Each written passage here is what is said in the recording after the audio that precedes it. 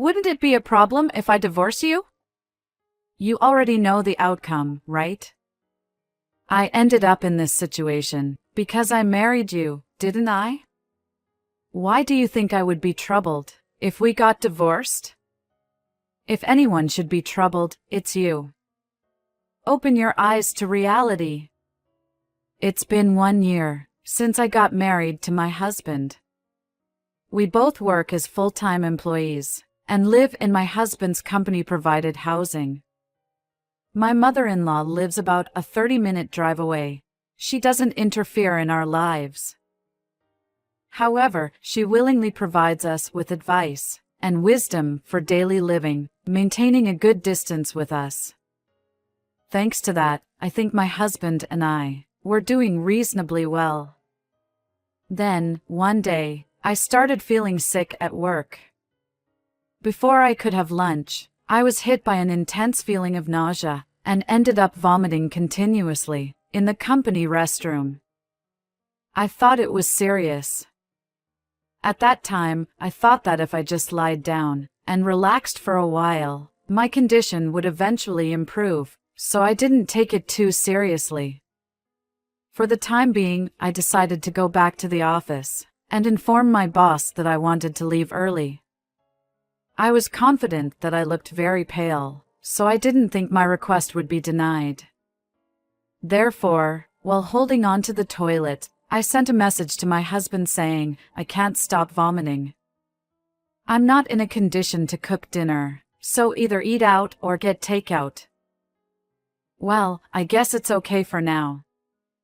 My husband is not capable of doing household chores properly, but if I inform him in advance, he should be able to handle it somehow. Finally, the vomiting stopped, and as I rinsed my mouth with water I bought from a vending machine, I received a reply to my message from my husband. I thought it would be a message saying understood, but it was completely different. My husband replied, I'll be working overtime, so it's impossible. You don't have to cook, but make sure to buy something by yourself. From my husband's company to our company-provided housing, there are convenience stores and 24-hour beef bowl restaurants. I don't want to stop at any of them, and just want to go straight home. I was annoyed by his selfish excuse. Since I never send such emails normally, he could have shown a bit more concern. I replied, I'm telling you it's impossible. I'm really in pain. If I could, I wouldn't send such an email. Please, just let me rest, but there was no response to this. I don't know if he's really busy or if he's just become tired of dealing with me, but I understood that he has no intention of concerning my health. I never expected such a cold reaction.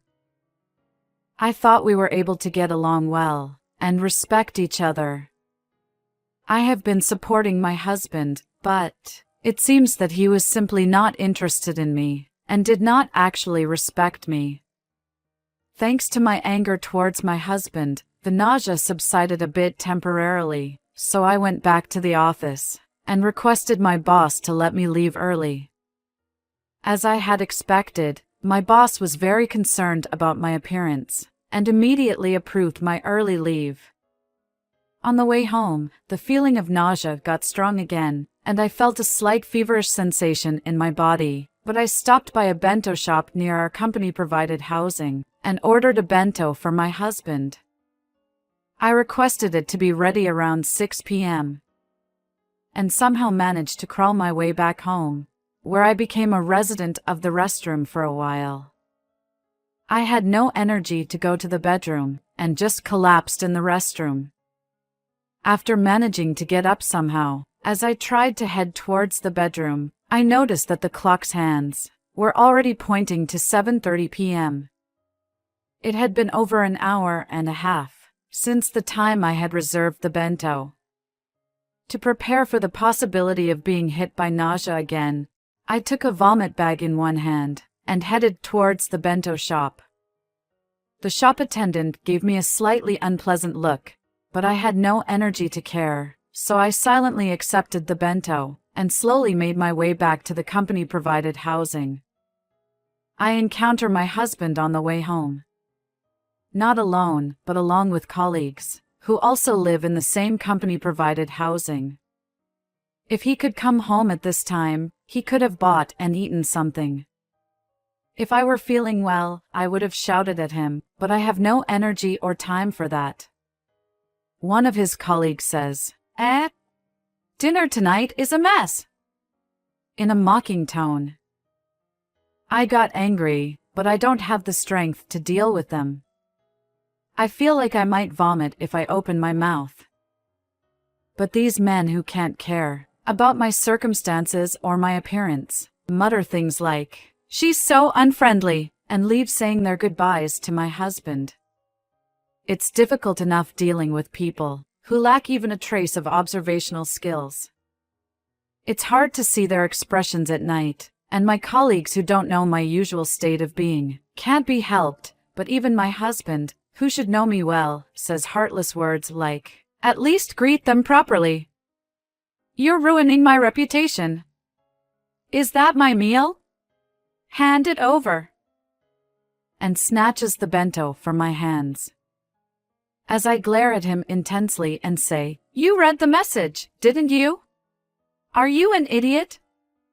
He purses his lips, leaves me behind, and goes back to the company-provided housing ahead of me. Later on, I was feeling down, as I prepare to face my husband, who can't show concern for his own wife. Dragging my feet, I head towards the company-provided housing. Arriving home, I reach my limit, and head straight to the bathroom, vomiting once again. At this point, I had a feeling that it wasn't just a simple illness. The pain is so intense that tears and nasal mucus flow. In the distance, I think I hear my husband yelling, "Hey! How long are you going to stay in the bathroom? Open the door! I can't use the bathroom.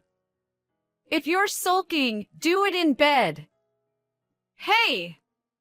Are you even listening?" But at that moment, I don't have the energy to deal with him. I don't even remember when I locked the bathroom door. I don't think I had the time for that, but I really didn't want to see my husband face.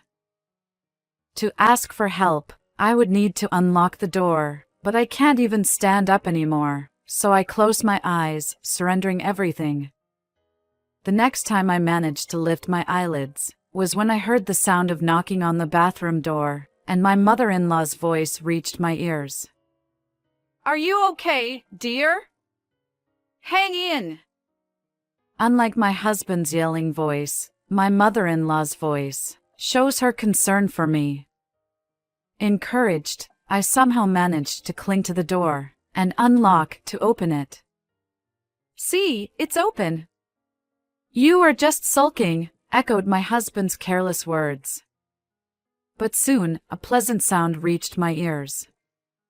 My mother-in-law had slapped my husband. She said, "Are you blind? You idiotic son! It was obvious she had collapsed. Call an ambulance quickly." She scolded him, but my husband, in a sulky manner, said, "You are just sleeping, right? Move her aside. I'll drag her out into the hallway." He said it heartlessly. But as he continued to groan, he rolled onto the floor. Seeing him clutching his groin, I realized he had been kicked by my mother-in-law. "You useless!" Having witnessed all of that, I let go of consciousness once again. When I woke up next, I was in a hospital bed, and my mother-in-law was peering into my face with her worried face. As soon as she noticed I had woken up, she broke into a smile and tightly grasped my hand, saying, "I'm so relieved. I was worried about you." According to what my mother-in-law told me, my husband, unable to use the bathroom due to me being inside, had gone to his parents' house.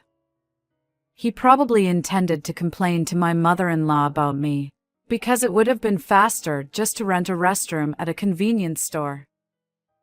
But hearing my husband's story, my mother-in-law said, "You received a message about her feeling unwell, right? She wouldn't normally complain like that. We'll be going back right now. If necessary, I'll even break down the door to help her." She smacked my husband's rear and accompanied him all the way to our apartment. My face, as I was being taken away in an ambulance, apparently turned pale, even beyond a bluish color. In reality, I had developed acute gastroenteritis due to overwork, and the continuous vomiting had caused severe dehydration, nearly leading to death. If my mother-in-law hadn't come, I truly believe I would have died. I expressed my gratitude to her, but she replied, "It's all right, dear. More importantly, I'm truly sorry for my son. I never imagined he would become such a useless adult." She bit her lower lip, looking regretful. Perhaps she was feeling guilty of bringing up my husband as he is. But that's my husband's problem. It's not my mother-in-law's fault. It's because he didn't learn from his mother and instead relied on her. That's how my husband grew up. By the way, he's not even here right now. He apparently went to work, saying, "I'm busy." He probably ran away because he didn't hear us accuse him about me actually being sick. I realized he's someone who behaves that way through this incident. In the end, I decided to stay in the hospital for a while. My condition didn't improve quickly, and my hospital stay became prolonged. Since my mother-in-law has her own life to live, I can't keep relying on her forever. When I felt good enough, I got a permission to go out and returned home to get a change of clothes. My home was in a terrible state. Garbage had been piling up, and the room was filled with an unpleasant odor, with flies freely buzzing around. It's astonishing that anyone could live in such conditions. Now, since I haven't fully recovered, I don't have the motivation to clean up and leave it as it is before returning to the hospital. The thought of having to clean up when I'm discharged made me feel down. The next day, my husband came to the hospital room, and before I could even think, he said, "Hey, you went back home yesterday, right? The neighbor's wife said she saw you, so it's useless to try and cover it up. If you went back home, why didn't you clean? You're slacking off on your own work. Are you mocking me, using your illness? If you don't change your attitude, I have my own thoughts, too." He said such idiotic things, while throwing divorce papers at me. His words were so ridiculous that I was lost in words, and he seemed proud, saying, "You'd be in trouble if I divorced you, wouldn't you?" There's no reason for me to be in trouble. I work too, and if I no longer have to take care of a husband who can't do anything, life will become easier. Since he doesn't help me, even when I'm going through a difficult time, there's nothing good about being together. I feel sorry for my mother-in-law, but I don't feel anything towards my husband himself. Without hesitation, I accepted the divorce papers and told him, "I'll make sure to prepare it before your next visit, so for now, just go home. You're bothering me." I sent my husband away. He seemed to have expected me to cry and apologize, but with wide eyes, he said in confusion, "Hey, what's going on?" But I didn't care at all. I had brought my personal seal to the hospital room, so I stamped the divorce papers within that same day, and all I had to do was wait for my husband to come again. However, since it seemed like my husband only intended to threaten me, I worried if he would actually submit the papers properly. In fact, I feel it would be more certain if I submitted it myself after being discharged, rather than handing it over to him. But my worries turned out to be groundless. 3 days later, not only my husband but also my mother-in-law were in the hospital room, and my husband was being restrained by my mother-in-law, forced to bow his head to me. My mother-in-law said, "I'm truly sorry that my idiot son has caused nothing but trouble. I've had enough of it. I'm sorry this is such a small amount, but please use it as compensation for your new start." She handed me an envelope filled with money. Oh, I can't accept this. It's too heart-wrenching to let my husband off the hook after my mother-in-law saved my life. That's why we don't need a divorce, so there's no need to give me something like that. All I need is for you to show some remorse, and that's enough. I'm not seriously considering a divorce. He went out of his way to provoke me with such words. I have no intention of letting my mother-in-law pay money, nor do I have any intention of pretending the divorce conversation never happened. I work too, so I can manage my life without any problem. Please use this money for yourself. But can I ask you a favor instead? Could you submit this on my behalf? I just can't trust my husband. My mother-in-law nodded and said, I understand. I will take responsibility and submit it for you. My husband's expression changed dramatically, and he said, Wait a minute. Think it through. It's a divorce, a divorce. There are only downsides, right? Well, I admit I was a little in the wrong this time. I apologize. I'm really sorry. Please reconsider. He made an apology that clearly showed he really didn't mean. My mother-in-law got angry before me getting angry and said, What convenient things you saying? When your wife is suffering, you didn't even offer her help and push divorce papers onto her while she's hospitalized. A man who doesn't even realize how much of a despicable action he's taking has no right to maintain a marriage. Live alone by yourself. She shouted at him and slapped him back and forth with an envelope. Unable to bear it any longer, my husband fled from the hospital room, and my mother-in-law apologized to me again. I will take responsibility and submit this. But if you have any troubles, please don't hesitate to contact me. She gave me warm words. However, even after the divorce was finalized, my ex-husband, behind his mother's back, would call and say convenient things like, Let's live together again and build a family. It's annoying. He was just working. It was me who made our home function as a family. All the household chores were pushed onto me. I was working full-time too. That's why I collapsed and was even diagnosed with overwork. How could he demand a fresh start without understanding any of that? Of course, I immediately informed my ex-mother-in-law about this phone call. After that, the harassing calls stopped completely. I can't help but respect my ex-mother-in-law. Thank you for watching until the end.